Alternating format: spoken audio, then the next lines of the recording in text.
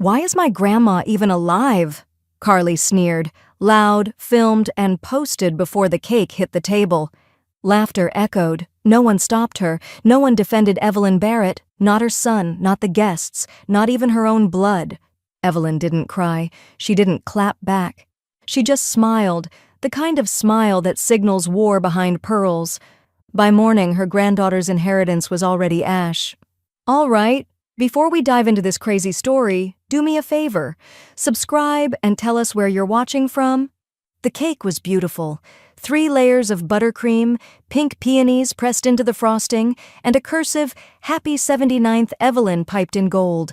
But the room didn't match the sentiment. The living room of the Barrett family home, Evelyn's home for over 50 years, buzzed with shallow conversation. Cell phones out, eyes flicking more often to screens than to her. Balloons swayed lightly in the air-conditioning hum, but no one seemed to notice them either.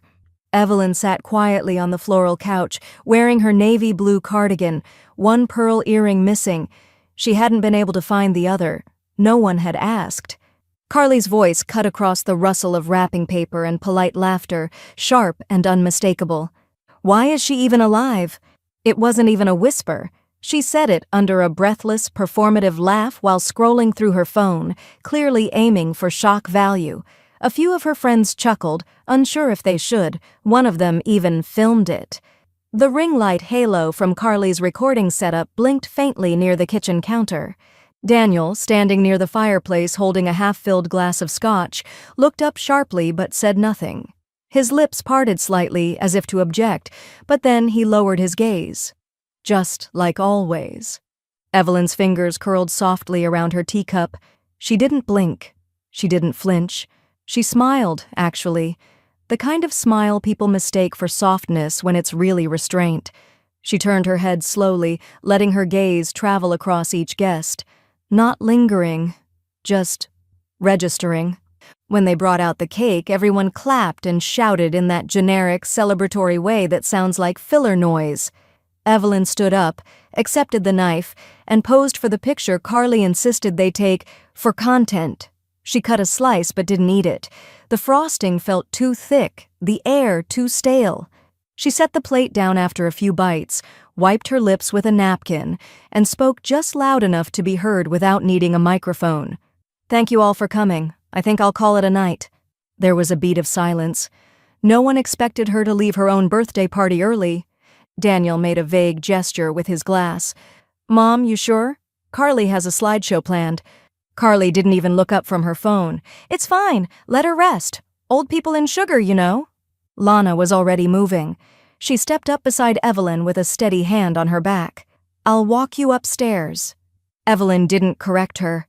Instead, she whispered, "I don't think I want to sleep here tonight." Lana nodded once, no questions. "I'll help you pack a small bag." Upstairs, the hallway smelled like lemon floor polish and dust that hadn't been disturbed in weeks. Evelyn opened her bedroom closet and reached for the overnight tote she used when Harold was alive and they used to visit the coast. "I must have aged 20 years in the past hour," Evelyn murmured, folding a nightgown with slow precision. Lana helped zip the bag and glanced toward the door. "You don't owe any of them anything." Evelyn's mouth tightened, not with bitterness, but something colder, quieter. "No, but I do owe something to myself." Downstairs, laughter erupted again. Carly's laugh, unmistakable and high-pitched like a victory bell. Evelyn turned toward the mirror. She smoothed a strand of silver hair behind her ear and took a long, unhurried look at herself. "I'm not going to die in this house," she said, not to Lana, not to anyone in particular. Not the way they expect. She picked up her tote, stepped into her shoes, and walked out without saying goodbye. Outside, the wind shifted, the porch light flickered as they descended the steps. Evelyn paused at the edge of the walkway. Something in her face had changed, not sadness, not anger, something more deliberate. "I think it's time," she said quietly. Lana tilted her head. "Time for what?" Evelyn looked back at the house, the one she'd paid off, repaired, protected through every storm. Her eyes didn't blink. To clean house. And with that, she stepped into Lana's car, the door shutting with a definitive click behind her. The motel was quiet. A roadside inn just off Sandy Boulevard, wedged between a shuttered diner and a chain pharmacy, its gravel lot lit dimly by a flickering pole lamp. Evelyn slid the deadbolt across the door, then pulled the curtains closed with slow, deliberate hands. She didn't sit. She walked to the little desk beneath the window, set down her overnight bag, and pulled from it a leather briefcase, cracked at the corners but still strong. She hadn't opened it in over 15 years, not since Harold's funeral. The zipper stuck halfway. She jiggled it loose and opened the case. Photos, some Polaroids, some curling at the edges, a paperclip bundle of Harold's medical reports, her own pension statements from Portland Public Schools, and beneath them all, the original trust packet, cream cardstock with thick brass fasteners, her name embossed across the top, Evelyn C. Barrett, sole holder. She ran her fingers over the ink like it might vanish if she blinked too hard. At the very bottom was the deed to the house, the legal kind, dry in language but devastating in implication, still in her name. Evelyn exhaled a breath she didn't know she'd been holding. No matter what Carly thought, the house wasn't a family heirloom. It was hers. Paid in full, earned the hard way, subbing back-to-back classes, skipping vacations, stitching curtains instead of buying them. That house had been her legacy, and they treated it like a backdrop for Instagram reels. Then she saw it. A white envelope, sealed and labeled in Harold's cursive, stiffer in his last years but still legible. Amendments, to be read only if necessary. She sat down slowly. Her hands didn't tremble, but her breath caught once before steadying. She slid a letter opener through the glue seam. Inside, 3 pages, neatly typed, dated just 4 weeks before his death. If Evelyn chooses to revise the estate, I support her fully. She has endured far more than I ever protected her from. If you're reading this, Evie, do what you have to, especially where Carly is concerned. Tears welled, but didn't fall.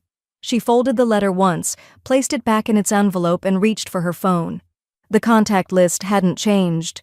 She scrolled to Deshawn Reed, her estate attorney, sharp and tactful, and one of the few people she trusted not to condescend.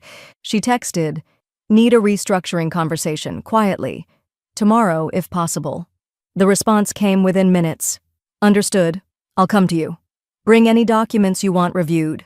By morning, Evelyn was already dressed, hair pinned, briefcase in hand.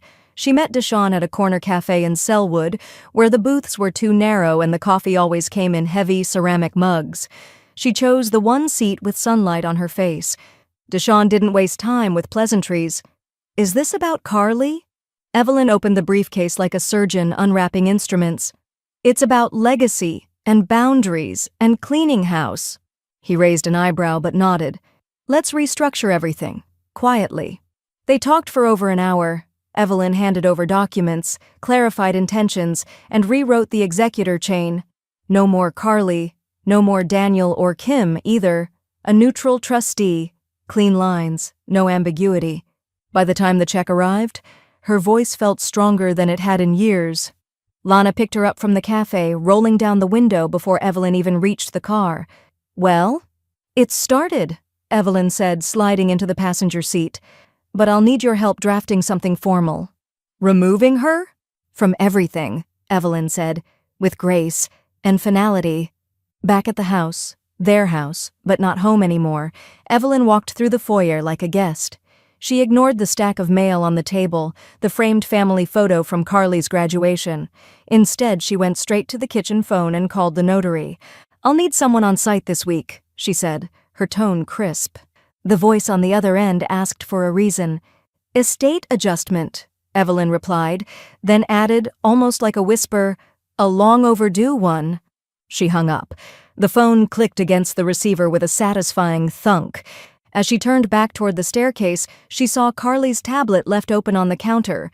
Screen still glowing, a paused video thumbnail frozen mid-laugh. Evelyn didn't touch it. She didn't have to. By the end of the week, her signature would redraw the lines. And no one in that house even knew a war had begun? It was just after midnight when Evelyn slipped into the upstairs office, the one nobody used anymore except to charge laptops and toss unopened mail. A spiderweb stitched itself across the corner of the window pane, silver against the dark. She didn't bother to turn on the overhead light. The blue glow of Carly's tablet still pulsed on the desk, casting faint shadows across the keyboard. Evelyn tapped the screen. No password, just a lazily minimized window still open to Instagram. The video auto-played, Carly in her influencer voice. You guys, listen to this. My grandma said the funniest thing today. I asked her where her hair went and she said, "In the garden with my patients." Carly erupted into laughter, fake and shrill. The video cut to a slow zoom in on Evelyn laughing, unaware she was being filmed. Then another cut, to Evelyn trying to blow out her candle, only the wick never quite catching, flickering out weakly. Carly had edited in circus music over it. Text on the screen, "Can Grandma gone wrong, she's still here though." Evelyn stared at it, her face frozen in a half-smile, caught mid-blink. The kind of moment that never looks good, no matter who you are. No permission, no dignity, just bait. She hit the download icon. By sunrise, she'd sent the file to Deshawn. Attached was a note typed in all lowercase but without softness. This should help justify exclusion, no more questions. Deshawn didn't reply with words. He just sent back a green check emoji and a timestamp for their next call. That afternoon, Evelyn sat at the dining table, the same one where Harold once carved turkeys and their daughter scribbled cursive practice in blue ink. Now she used it as a war room. Legal packets on the left, donation receipts in the center, a red leather-bound notebook on the right, already half full of notes written in Evelyn's tidy cursive. She adjusted the trust again. It felt less like editing and more like exercising. Daniel and Kim, scratched from the backup executor line. Lana in? No, too personal, too easy to drag into court. She chose a firm Deshawn recommended, impartial, discreet, incorruptible. The new beneficiaries read like a love letter to the woman she used to be. 3 local nonprofits for underserved teachers, 2 mental health clinics, 1 college scholarship fund named after her daughter Abigail. She printed the updated version and slid it into a fresh folder marked Final. Later, Lana joined her, her arms full of archival boxes from the attic. "Didn't realize how many of these heirlooms were just sitting up there," she said, blowing dust from a lid. Evelyn nodded. "They've been waiting for their proper owners." The 2 women unpacked china, jewelry, embroidered linens, and hand-carved wooden toys. Evelyn made a small stack for Grayson, her great-grandson, another for Lana, a third labeled "to be donated." The rest she inventoried with exacting care. "Do you want me to put these photos in albums?" Lana asked, thumbing through a stack of Polaroids. "No," Evelyn said gently. "They stay loose. They were never meant to be curated, just remembered." As the afternoon wore on, Lana paused while holding a glass perfume bottle shaped like a swan. She set it down and looked at Evelyn. "You okay?" "I'm past okay," Evelyn said. "I'm accountable." There was silence between them for a long moment, comfortable and heavy. Later that night, Evelyn sat alone in her garden shed, flipping through a thick envelope of old donation forms and church bulletins. Her daughter's name showed up again and again, quiet acts of generosity no one ever knew about, books paid for, coats left at back doors, tutoring scholarships under aliases. She started filling out online donation forms, all anonymously, all in her daughter's honor. Each confirmation pinged her inbox like the tolling of bells. By the time she closed her laptop, it was nearly 2 a.m. The only sound was the hum of distant sprinklers outside. She stared at the last screen. "Thank you for supporting Portland Learning Bridge, in memory of Abigail Barrett." A tear finally slipped down her cheek, not for the cruelty she'd endured, but for the kindness her daughter had given, unrecognized. She whispered almost inaudibly, "They won't erase you." Then, just before heading inside, Evelyn paused in the hallway, spotting her old school ID badge pinned to a corkboard. It was faded and bent, but she left it there. She didn't need to prove who she was. Tomorrow, she'd call the notary again. There was one more signature needed before Carly's name vanished from every page. The morning light crept slowly across the hardwood floors of Evelyn's bedroom, stopping at the base of the armoire. She hadn't opened it in years, not since Abigail passed. Her fingers paused on the brass handle, then pulled. Inside hung only a few things: a coat from the 80s, a cedar box of old perfume bottles, and the will inventory folder, archived in legal-size manila, labeled in Abigail's handwriting. Evelyn lifted it out and sat down on the bed. She flipped through page after page: sterling silver spoons, a quilt sewn from her grandmother's dresses, 2 sets of pearl studs, and a gold charm bracelet. Abigail's, passed to Evelyn when she turned 50. One of the only things they hadn't buried with her. She flipped open her tablet and searched Carly's Instagram. It didn't take long. There she was, Carly, perched on the hood of a rented convertible, flashing a manicured hand with the charm bracelet looped around her wrist. A close-up video showed her playing with the charms, giggling. "This old thing? Family inheritance? You know how it is." Evelyn leaned back in her chair, her jaw tightening. She hadn't given that bracelet to anyone. She remembered exactly where it had been, in the bottom drawer of the vanity, tucked in a velvet pouch beneath Abigail's photo. Carly must have taken it the same week she'd accidentally locked herself in Evelyn's room during spring cleaning. The click of betrayal wasn't loud. It was clinical.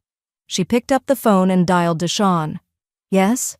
His voice was alert, as if he sensed this wasn't a casual check-in. "It's the charm bracelet," she said, calm but cold. "The one from Abigail." Deshawn didn't miss a beat. "You documented it in the will inventory?" "Page 6. "Then I'm filing an asset misappropriation claim," he said, "and drafting a notice of retrieval. It'll be formal, but quiet." "I want Lana to deliver it," Evelyn added. "In public." He paused. "Are you sure? I want her to see it come from someone who still knows how to look me in the eye." By Sunday brunch, Lana stepped into the bistro off Hawthorne, unbothered by the crowd or the smell of burnt hollandaise. Carly sat near the window, surrounded by her influencer circle, all wearing filtered expressions and sipping on overpriced mimosas. Lana approached the table like a lawyer in flats. She placed the envelope down between Carly's almond croissant and a portable ring light. "This is a formal notice of claim regarding the bracelet you're wearing. It was never yours to wear." Carly blinked, confused for half a second, then smirked. "Wow, Grandma sent you to serve me at brunch? That's cute." Lana didn't blink. "She sent me because you don't scare me." A woman from the next table started filming. Carly flushed, momentarily unsure whether to escalate or diffuse, but then she stood, raised her voice, and performed. "This is harassment," she said to no one in particular. "She's senile. My grandma has dementia. She doesn't even remember giving it to me." Lana remained silent, the envelope still untouched on the table. Carly swatted it off with a dramatic flair. But the video went viral by that evening. What Carly hadn't noticed was that her bracelet sparkled too brightly under the bistro lights, each charm reflecting her face as she shouted. It didn't play like a power move. It looked like theft, and entitlement, and exposure. Heirloom heist started trending locally. That night, Evelyn sat in her garden with her old transistor radio and listened to classical piano drift softly through the warm August air. The hydrangeas had bloomed too early that year, and she trimmed one absent-mindedly. Lana arrived just past dusk. "She melted down." Evelyn nodded. "On camera?" "Plenty." "Good," she said, not with malice but with purpose. "It's not about punishing her. It's about naming the truth." She took the envelope from Lana and opened it again, not to reread it, but to feel the weight of it one last time. She would file it in the red notebook under, reclaimed. Before going inside, Evelyn glanced up at the moon, perfectly full. "I used to think silence was safer," she murmured. "And now?" Lana asked. "I think silence lets people steal in peace." The knock came just before noon, not firm, not hesitant, just rehearsed. Evelyn didn't answer right away. She was in the study, finishing a handwritten thank you card to an old colleague whose grandson had just received a teaching scholarship in Abigail's name. When the knock came again, 2 soft raps and a long pause, she folded the card, set down her pen, and stood. At the door stood Daniel. He wore a rumpled blazer like armor and held a paper coffee cup as a peace offering. Evelyn noticed his eyes first, tired, darting, unsure whether this was a reunion or an ambush. "Mom," he said. "Daniel." She stepped aside. "Come in, if you're ready to stop pretending." He flinched slightly but entered. They sat in the sunroom, the same one where Abigail used to sketch birds while Evelyn corrected homework. Now the air hung with trimmed lavender and something far less fragrant, unfinished conversations. Daniel cleared his throat. "I wanted to talk about Carly, about what happened at that brunch." Evelyn said nothing. She just reached for a slim, red folder on the table beside her and laid it flat between them. "I've gathered a few things," she said. Inside were printed screenshots, Instagram captions, TikTok clips, even comments Carly had left under viral posts. Some were cruel, others dismissive. One, Evelyn had highlighted, "She's basically just furniture with opinions." Daniel didn't touch the folder. His hands stayed on his lap, his thumb circling his wedding ring. "She jokes," he said quietly. "That's just her online tone." Evelyn raised an eyebrow. "Humor doesn't come with inheritance, Daniel." He looked away toward the garden. "She didn't mean all of it. She meant enough of it to say it publicly, repeatedly, without apology." He exhaled slowly. "Look, I'm not here to excuse everything. I'm just asking, maybe she's young, impulsive. Maybe this is something she can grow through if we give her space." Evelyn leaned forward. "You think this is about growth? Daniel, I raised a daughter who brought food to students' homes when their pantries were empty. You're asking me to hand over a legacy to someone who mocks grief for clout?" Daniel sat back. For the first time, he looked ashamed. She picked up another folder, thicker, marked amendments. She slid it toward him. "Here are the new terms. Carly is no longer a beneficiary. You and Kim are removed as backup executors. The house will be passed into a trust managed by a third party." He didn't touch it. His jaw worked, silently. After a long moment, he said, "I didn't know you'd already signed." "I signed the day she stole from my daughter's memory," Evelyn replied, steady as stone. Daniel's voice cracked. "So this is it then? You're cutting her off." "No," Evelyn said softly. "I'm cutting myself free." He looked like he wanted to argue, maybe even beg, but all that came out was a small, sad shake of his head. "I just didn't expect it to come to this." "You didn't expect me to act," she corrected. "You expected me to absorb." He stood slowly. The coffee cup remained untouched on the table, his face folded into itself, too proud to cry, too numb to apologize. "You're protecting her," Evelyn said, watching him closely, "which means you're choosing her." Daniel didn't respond. He walked to the front door with a stiffness that looked like grief, but Evelyn didn't follow him. He hesitated at the threshold, the way he used to when he was 7 and afraid of thunderstorms. He didn't hug her. The door closed gently behind him. That evening, Evelyn posted a photo to the neighborhood message board. It was a simple picture of the house, front porch bathed in golden light, her welcome mat rolled up and removed. The caption read, "Starting a new chapter. The door is now closed to unkindness. Love to all who still remember what grace looks like." It was subtle, but it wasn't private.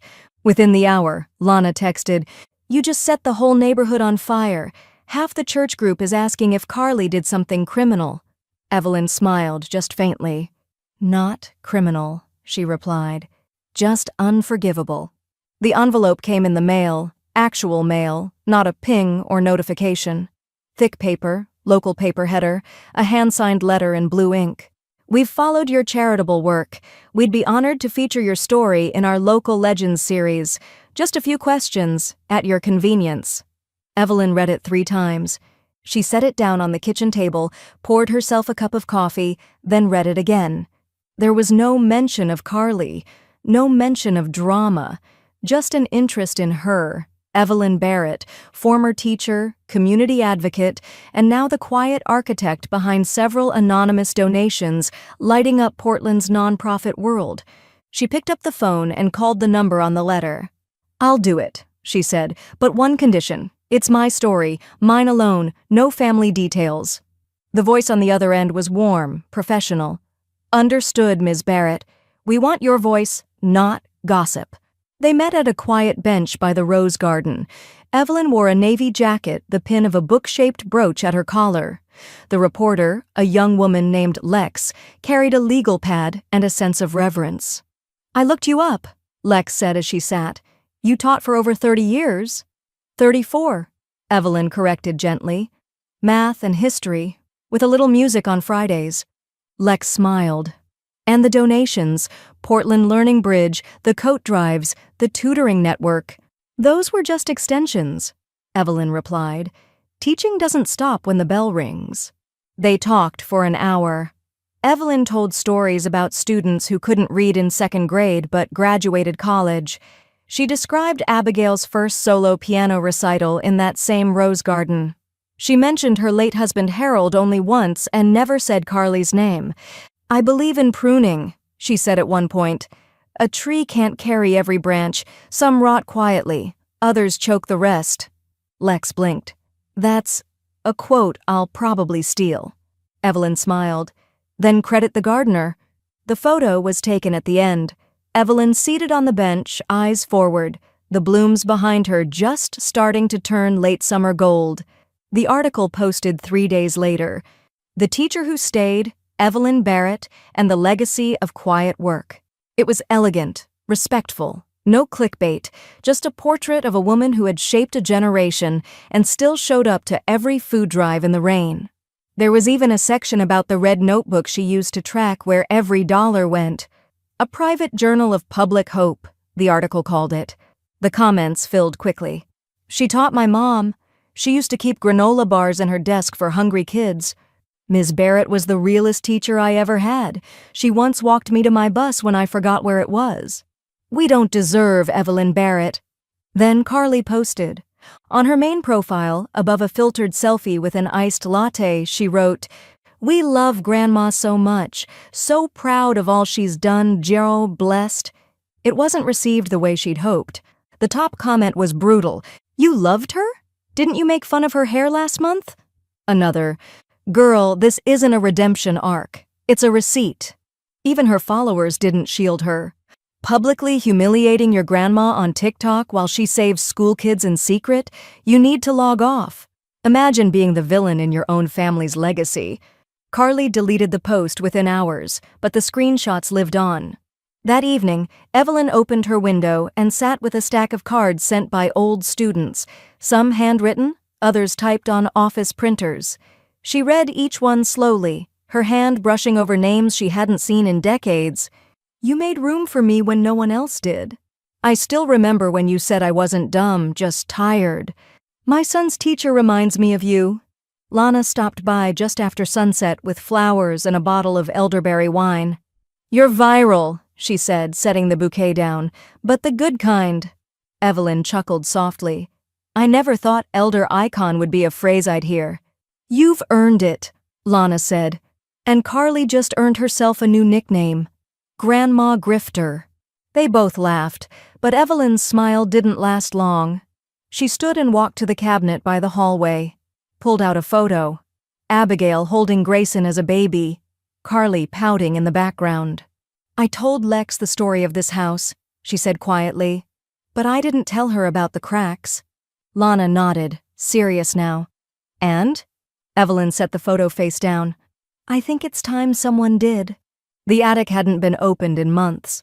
Dust hung thick in the air like memory itself, clinging to beams and the edges of cardboard boxes labeled in Abigail's script. Evelyn moved slowly, her knees aching in protest, but her hands certain. She was looking for something, though she hadn't known what exactly, until her fingers brushed the corner of the green canvas trunk. It was the one Abigail had used in high school, the one she refused to part with, even after she got her first real job and moved into a studio apartment with water-stained ceilings and hope so thick it covered the cracks. Evelyn pulled it forward, coughing once as a plume of dust rose into the shafts of afternoon light. Inside, school yearbooks, piano sheet music, a stack of birthday cards, and a leather-bound journal, faded purple. Abigail's name etched into the inner flap. She carried it downstairs like sacred text. Back in the kitchen, Evelyn sat at the table and opened to a random page. Abigail's handwriting, slanted, fast, always with a flourish, filled the lines. Most entries were snapshots of a young woman trying to find herself, teaching frustrations, dating rants, grocery lists mixed with gratitude. But then Evelyn turned to a page near the middle. The date, March 14th, 2005. 20 years ago, almost to the day. If I'm ever gone, promise me you won't let Carly turn cruel. She's got charm, but it's slipping into sharpness. Don't let her trade softness for power. She's still a child now, but if I vanish, please don't let her grow up thinking love is a game. Evelyn sat very still. Her eyes filled before she noticed. Not sobbing, just the quiet kind of weeping that comes when you find a voice that's been missing from your life for far too long. She pressed her palm to the page like she might absorb her daughter's warmth through the ink. After a long while, she wiped her face, stood up, and walked to the scanner. She made 2 copies, clean, crisp, one for Lana, one for Deshawn. She tucked the original back inside the journal, wrapped the cover in a linen napkin like it might bruise, and placed it in the drawer beside the red notebook. Then she composed 2 emails, no subject lines, just attachments, and a single sentence. It was never just instinct, it was instruction. Lana replied first. She saw this coming. I think she always did. Then Deshawn. It's heartbreaking, and it seals everything. Evelyn stared at the screen for a moment, then exhaled slowly. A calm washed over her, not relief exactly, but clarity. Abigail's words had reached her just when she needed them most. Not from the grave, but from memory's edge. That night, Evelyn opened a fresh journal of her own. Deep green cover, unlined pages. She turned to the first page and wrote in neat script, "For Grayson, when you're ready, not before." She paused, then began writing. This house was built with calloused hands and unpaid overtime. It was held together by mismatched tiles and freezer casseroles. It raised a son who drifted and a daughter who bloomed. It outlived a husband, a dog, and the kind of faith that once answered every question with a hymn. But it never outlived you. You are the reason I held the line. She kept writing about her childhood, her fears, her failures, about what it meant to be underestimated and what it cost to be dignified in a world that confused silence for consent. She didn't name Carly, but she described betrayal. She didn't condemn Daniel, but she cataloged his absences. Every line was a hand extended, not to pull Grayson toward revenge, but toward remembrance. Midway through page 5, Evelyn stopped to rest her hand. The ink shimmered faintly in the lamplight. Outside, the wind shifted, the kind of breeze that whispered through trees like voices speaking all at once. She stood, walked to the hallway, and opened the small cedar chest beneath the mirror. Inside, nestled in tissue, was a photo of Grayson as a toddler, sitting on Abigail's lap. Evelyn added it to the front of the journal. No caption. The truth didn't need one. She returned to the table and wrote 4 final words at the bottom of the page. You were always the point. The envelope was blush pink with gold calligraphy, Carly's idea of elegance. It arrived sealed in a wax-stamped sleeve, thick enough to feel important. Evelyn didn't need to open it to know what it was. She did anyway. Inside, a glossy invitation to the bridal shower, pale florals, soft cursive. Please join us in celebrating Carly Barrett, champagne, charcuterie, and love. At the bottom, in smaller font, photos and footage may be shared online. Evelyn read the line twice, then again. She stood, walked to her study, and pulled out her own stationery. Crisp ivory with a navy blue monogram, simple and final. She drafted a response in firm, slanted script. Dear Carly, thank you for the invitation. I respectfully decline. Please consider this formal notice. I do not consent to the use of my name, image, or likeness in any part of your event, digital or otherwise. Also enclosed, a notarized copy of my amended will. You once asked why I'm still alive. To finish the work of removing you. Evelyn C. Barrett. She folded it carefully, sealed it in a white envelope, and tucked the will copy behind the card. Then she walked to the kitchen and called the courier service. She didn't want a delay. She wanted confirmation of delivery before sunset. By noon the next day, the message was received and blocked. Carly didn't respond directly. Instead, she opened her Instagram and posted a story to her 78,000 followers. Update on the wedding stuff. We're keeping the guest list tight.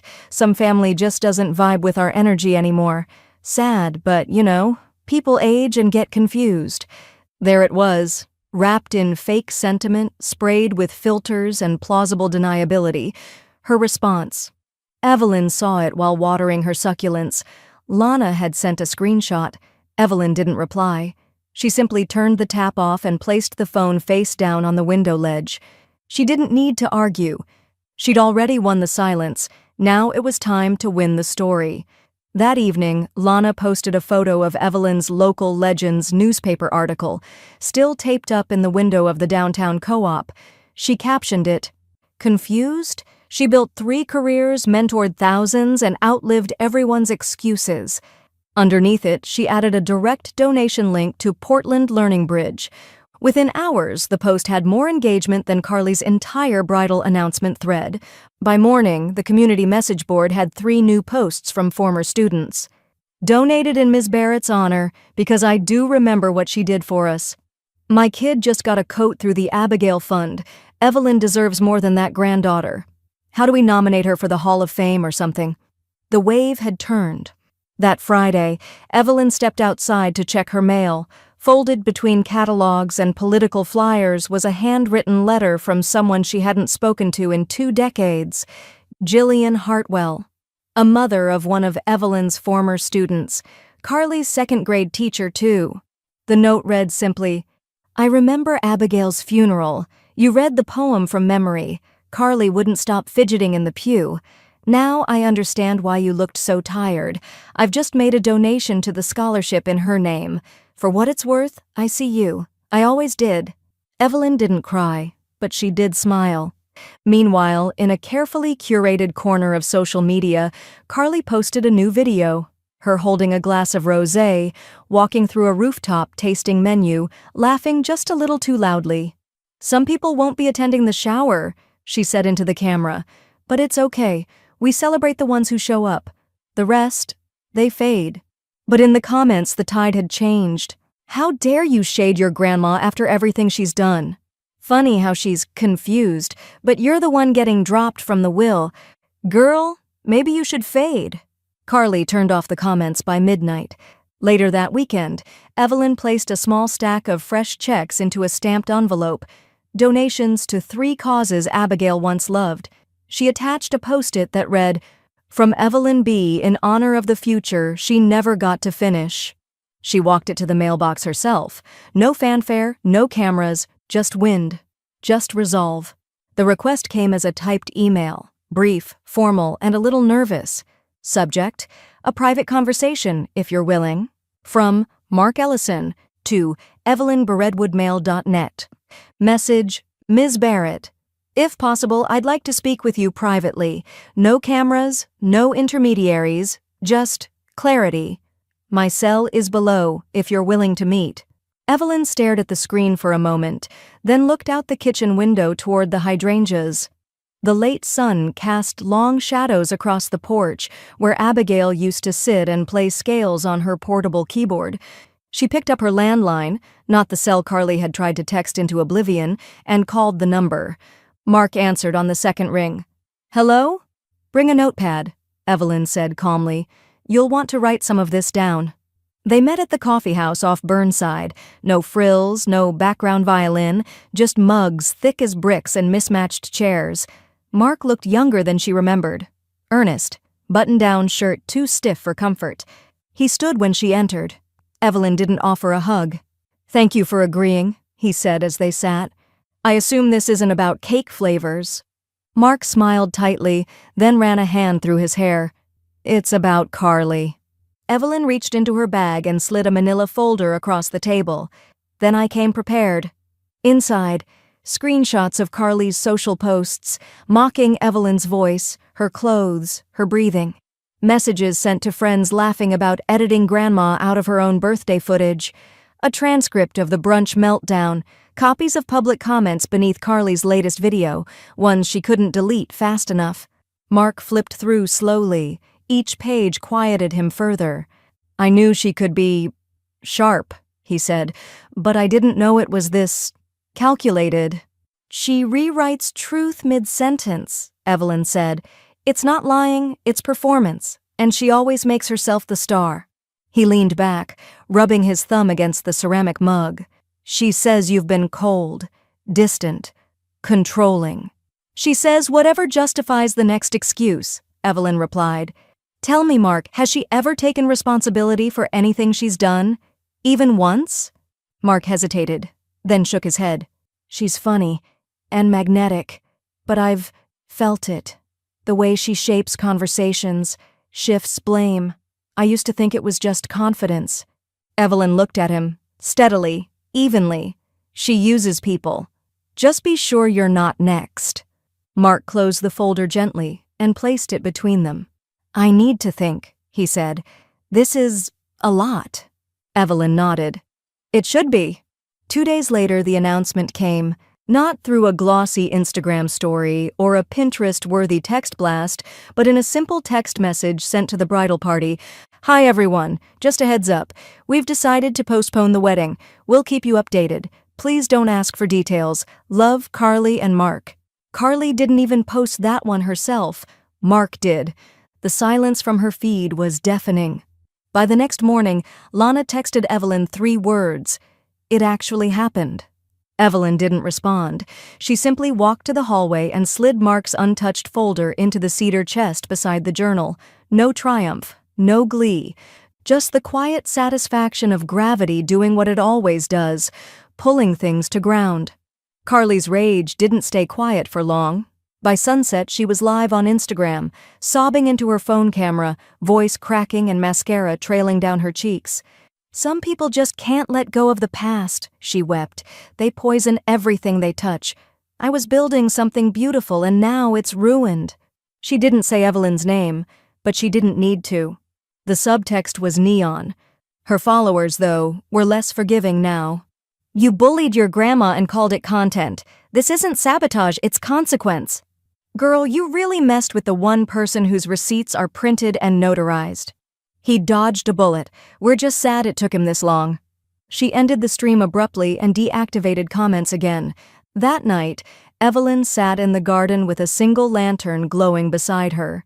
She didn't scroll. She didn't gloat.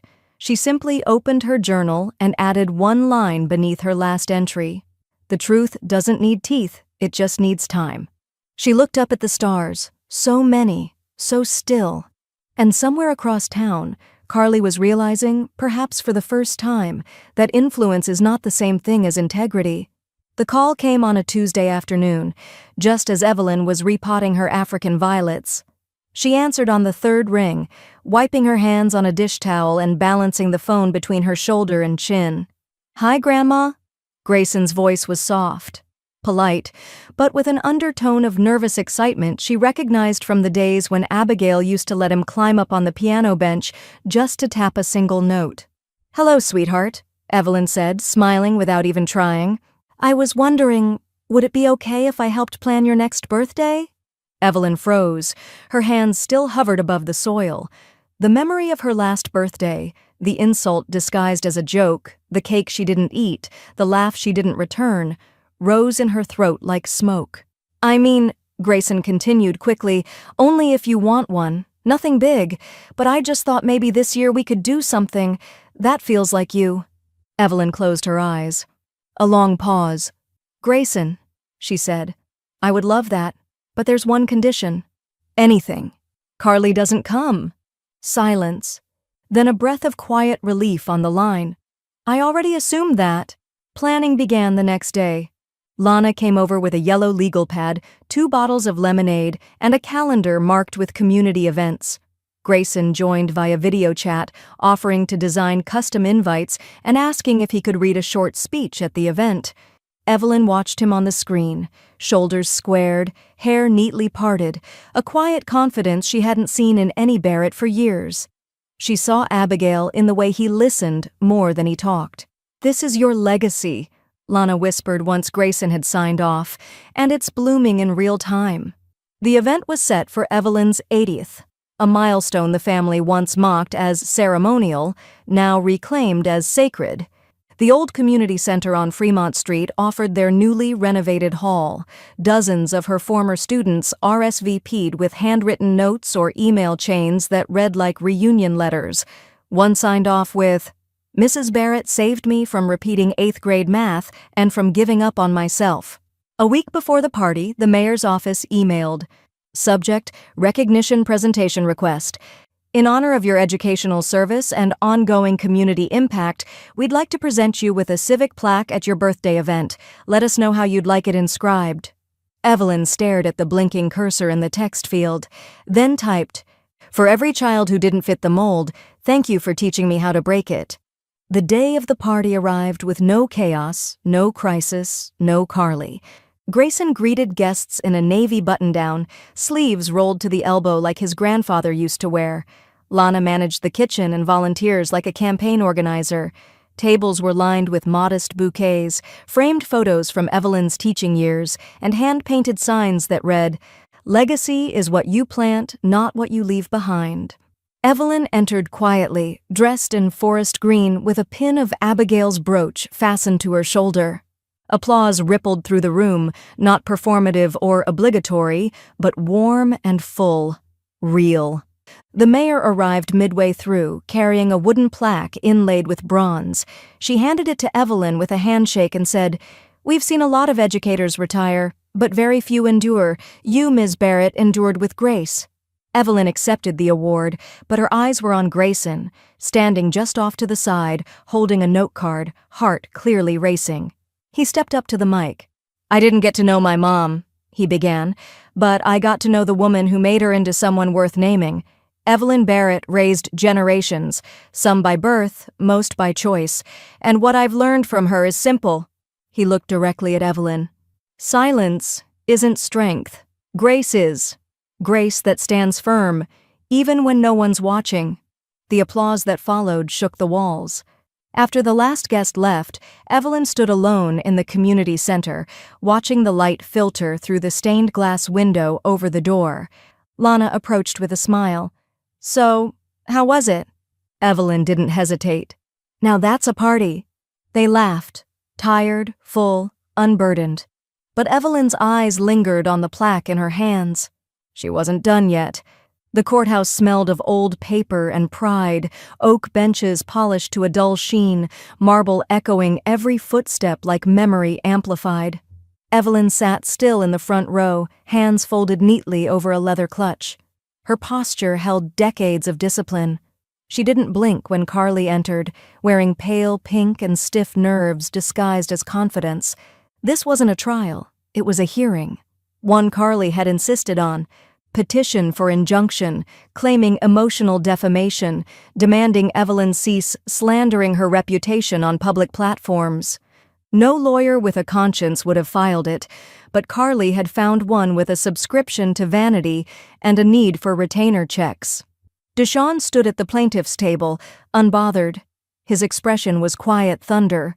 On the monitor beside him, a PDF, Exhibit Packet Number 3, Barrett v. Barrett, Social Media History, 2017-2025. Slide after slide, screenshots of Carly's videos, captions, snide comments, hashtags meant to provoke. Wrinkled wisdom, but she's still here, though. She thinks the will is a sacred scroll. Somebody help her log off. A meme showing Evelyn nodding off during church with the caption, "When the sermon's older than the congregants." The judge, a silver-haired woman with a thin voice and sharp eyes, adjusted her glasses and looked toward Carly's table. "These posts are yours, Ms. Barrett." Carly glanced at her lawyer. Some were jokes. "Ma'am," the judge said calmly, "this is a court of law, not a content calendar." Deshawn cleared his throat, lifting only one sheet of paper. "Your Honor, the defendant has not posted, spoken publicly, or acted outside her legal rights.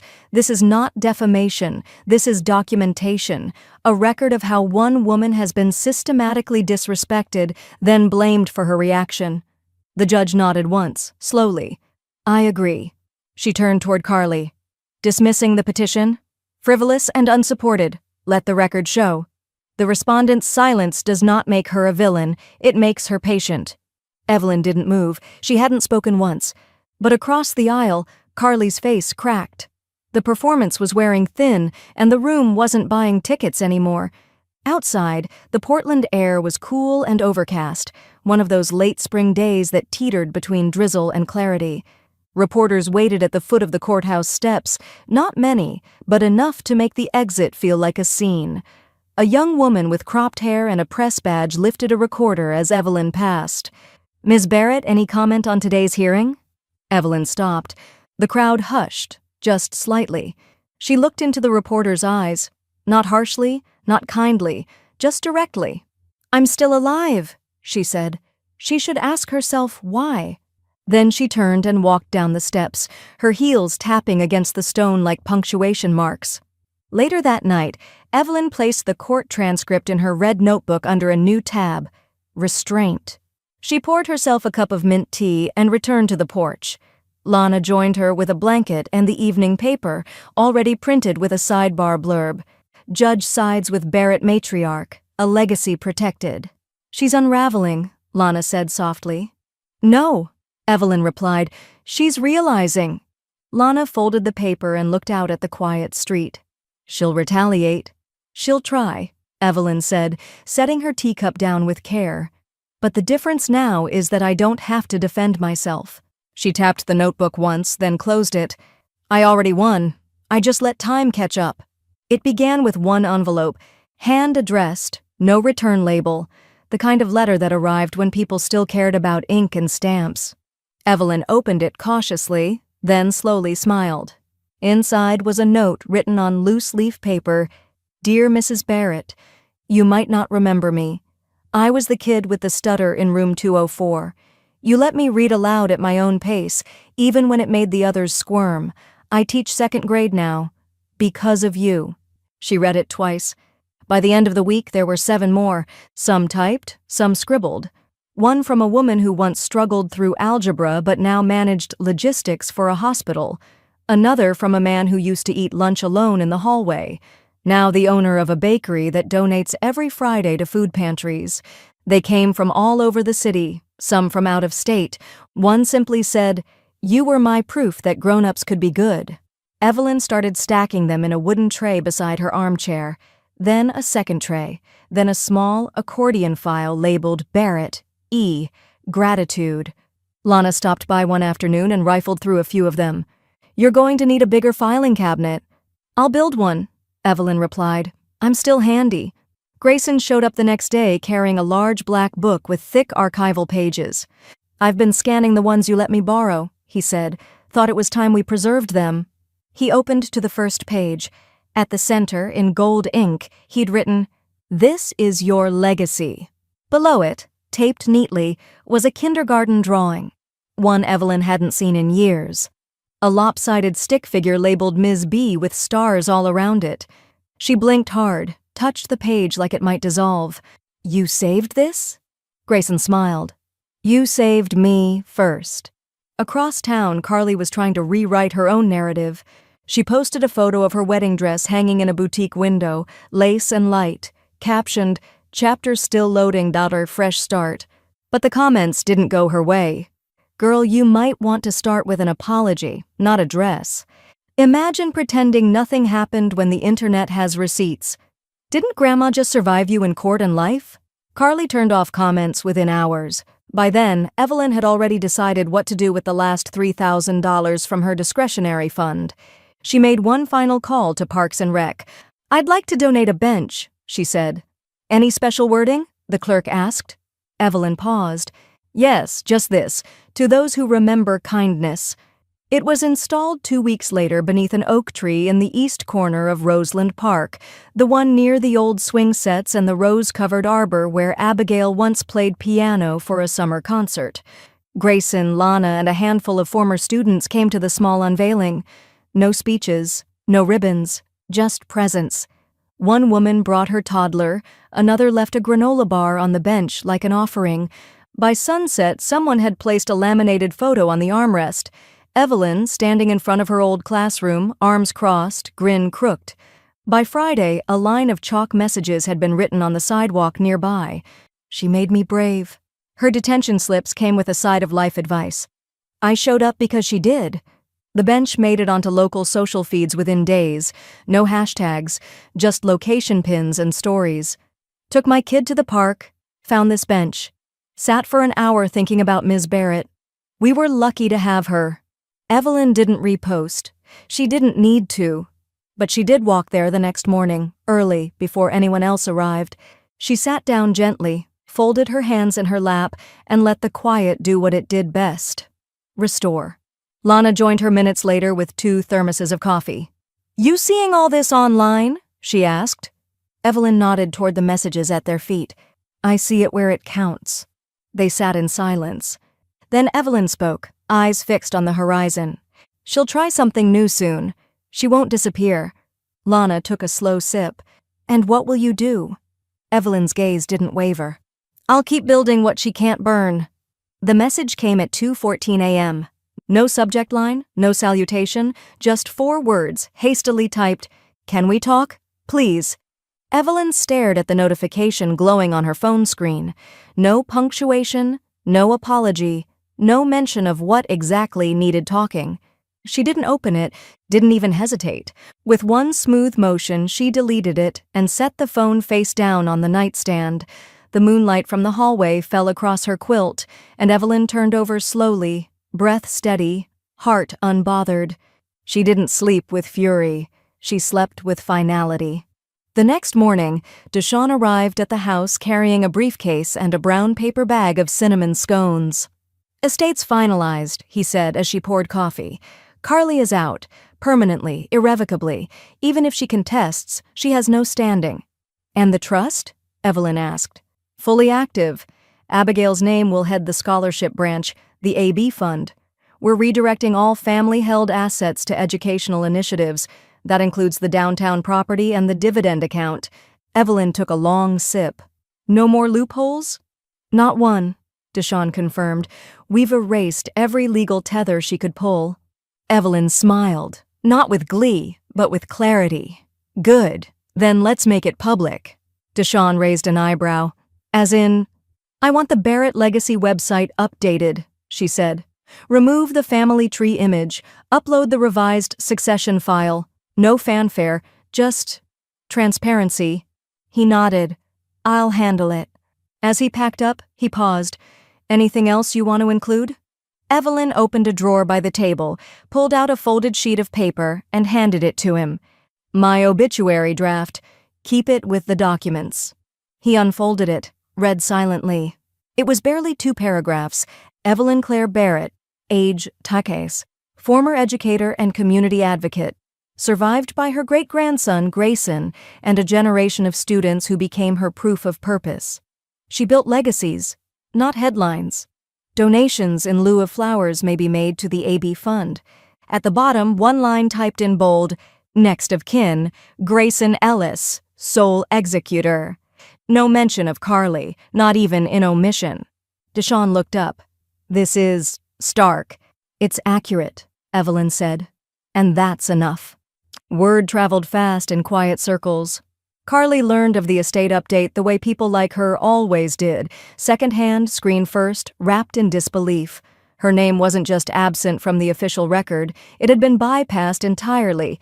No link to Evelyn, no claim, no path back. She posted a story that night, a close-up of her holding a champagne flute with a sad caption. "Some people rewrite history, doesn't mean they were right." But even her followers were tired now. One reply read, "Or maybe it means they finally stopped writing you in." That same week, Evelyn returned to her journal. The one she'd begun for Grayson, the one with the green cover and the photo of Abigail tucked inside. She turned to a blank page and wrote, "Mission complete." Below that, a few short lines. "You don't always get to unmake what breaks, but you can break the cycle. Don't wait for applause. Just keep planting." She closed the book gently and returned it to the drawer where she kept the original copy of Abigail's journal, now worn at the spine, but still heavy with intent. Outside, the wind stirred the hydrangeas. Evelyn stood, walked to the hallway mirror, and paused. She didn't adjust her hair or check her face, she just looked at herself and thought, I stayed, I outlasted, I didn't rot. The next day, Lana forwarded an email from the city's legal affairs clerk. Subject, confirmation of lineage update, Barrett file. It was short, clinical. Line of succession officially altered. Digital birth records and local archives updated to reflect corrected estate and kinship status. Carly Barrett, removed by declarative affidavit. Lana added one line beneath it. She's officially out. It's done. That evening, Evelyn returned to Roseland Park, sat on her bench, and watched two teenagers carve initials into a nearby tree. She said nothing. She just smiled faintly and whispered to herself, she was never going to break me. I was never hers to ruin. The Barrett dining room hadn't hosted this many people in over a decade. The long table, once used mostly for sorting bills and quiet breakfasts, now gleamed beneath soft yellow lamplight. Folded linen napkins, candles flickering inside mason jars, vases of tulips, clipped from Evelyn's own garden that morning. Grayson had set the playlist, jazz and cello, the kind of music that moved through the room like breath. Evelyn stood at the head of the table, watching as coats were hung, laughter echoed down the hallway, and shoes shuffled softly across the old parquet floor. She didn't announce the night as her birthday dinner. That part had come and gone. This was different. The hand-lettered card beside each plate read, Living Legacy Dinner, One Life, Many Roots, Speak if moved, Eat regardless. Lana clinked her glass gently and welcomed the group, 22 guests in all. Former students, teachers, colleagues, a librarian Evelyn once trained during summer reading sessions. Grayson sat on Evelyn's left, his posture straight but his eyes soft, already misting from the mood. They served brisket and herb potatoes, rosemary rolls, 2 kinds of pie. No speeches were planned, but they came anyway. The woman from the bakery stood first. I flunked pre-algebra twice, she said, voice shaking a little. Mrs. Barrett was the only adult who told me I was more than test scores. Now I run the books for a place that feeds 3 neighborhoods. A man with silver hair and a poet's cadence followed. She stayed after school for 6 weeks just to help me learn the Gettysburg Address. I got through it. Then she made me recite it backwards, said it was to make sure I understood it, not just memorized. Laughter, nods, clinks of glasses. Evelyn didn't speak. She just listened, eyes steady, hands folded, face unguarded. Grayson stood last. I won't pretend I remember my mom, he said, but I remember this house. I remember Grandma's voice reading me stories even when I couldn't sleep because the grief in this place had its own heartbeat. He paused, then opened the large black scrapbook and placed it in front of Evelyn. I added the last 2 pages, he said. Photos from the bench, sidewalk messages, that laminated picture someone left by the roses. This is your legacy. You gave it to us. Now we're giving it back. She reached for the book slowly, blinking hard. Thank you, was all she could manage. But it landed like scripture. The room stayed full, the air unburdened, the house humming. Outside, the evening was cool and windless. A black sedan pulled slowly down the street, stopping halfway up the block, engine idling. Inside sat Carly, eyes fixed on the glowing windows of the house she no longer had keys to. She saw the cars parked in the driveway, the movement of silhouettes behind the glass, heard faint laughter through her cracked window. She didn't get out, didn't park, didn't wave. She sat for a minute longer, jaw clenched tight, fingers gripping the steering wheel like it owed her something. Then she drove away. No horn, no headlights, no parting glance.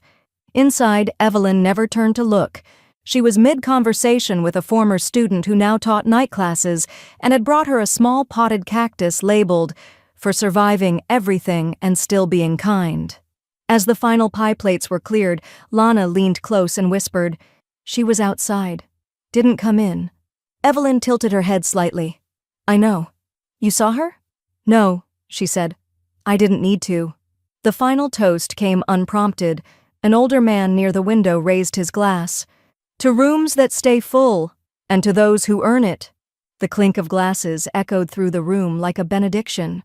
Evelyn looked around, not with pride, but with peace. These weren't guests. They were anchors. She touched the scrapbook one last time, then closed it gently. There was no more room in the book. But the story wasn't finished yet. The morning after the dinner, the house was still, soft with the kind of stillness that doesn't mean empty, just complete. Evelyn walked barefoot through the backyard garden. It was damp from a light overnight rain, and the air carried the scent of soil and old stone. Her footsteps made no sound over the moss path, only the gentle swish of her cardigan brushing her hips. She moved slowly, touching leaves like names in a book. Each flower bed had a small wooden stake tucked into the soil, a name burned into each one. Harold, by the patch of mountain laurel near the old swing. Abigail, among the bleeding hearts and purple crocus. Daniel, next to the stubborn marigolds that never bloomed until late. Even Mrs. Callahan, her first principal, beside the white lilies that refused to die. Lana followed a few paces behind, coffee in hand. "Every one of these has a story, doesn't it?" she asked. Evelyn nodded, reaching for the snapdragon near the back fence. "They all earned their roots?" Lana paused when she noticed one flower at the far edge, deep red zinnias, vibrant and bright, but no stake, no name, no tag. She pointed. "What about that one?" Evelyn didn't answer immediately. She turned to face the zinnias. The petals caught the morning light like stained glass. "That one's for who I almost became," she said quietly. "If I'd stayed quiet." Lana said nothing, but the silence filled with understanding. They walked back toward the house together. The garden behind them didn't need witnesses. It had been seen. The next day, Grayson found the envelope. It was tucked inside Evelyn's roll-top desk, beneath a stack of old utility bills and lesson plans yellowed with time. The envelope was thick, the flap sealed with a wax stamp, the same stamp Evelyn used on letters when she wanted something to last. On the front, in crisp ink, "To be opened after my final breath." ECB Grayson didn't open it. Not yet. He set it down beside the coffee pot and stared at it for a long time, heart caught between reverence and dread. Then he made himself a cup of chamomile tea, her favorite, and sat at the table like it might bring her closer. The letter was opened 5 weeks later. Evelyn passed on a Friday, just before dawn, her hands folded across her chest, and the air in the house quiet enough to hear the echo of old jazz from a forgotten speaker in the hall. Grayson waited 2 days, then he opened the envelope. Inside, a handwritten note in Evelyn's looping cursive, a final copy of her will, trust transfer documents, clean and binding, a photo of the garden with the zinnias circled in red. The note read, "Grayson, if you're reading this, I've finally let go of this beautiful, bruised world. Everything has been arranged. You are my keeper, not of assets, but of intention. Use the fund to keep kids warm, fed, curious, and loved. Let them be wild and hard to categorize. As for Carly, let her name fade or let her fight it, but never let her rewrite what we protected. She asked why I was alive. I left her a lifetime to figure it out. Let them remember what silence cost them. With clarity, Evelyn Claire Barrett." Grayson folded the letter slowly, not crying, just absorbing. He reached for the photo and traced the red circle with his thumb. Outside, the garden waited. Nothing bloomed for applause, only because Evelyn had planted well.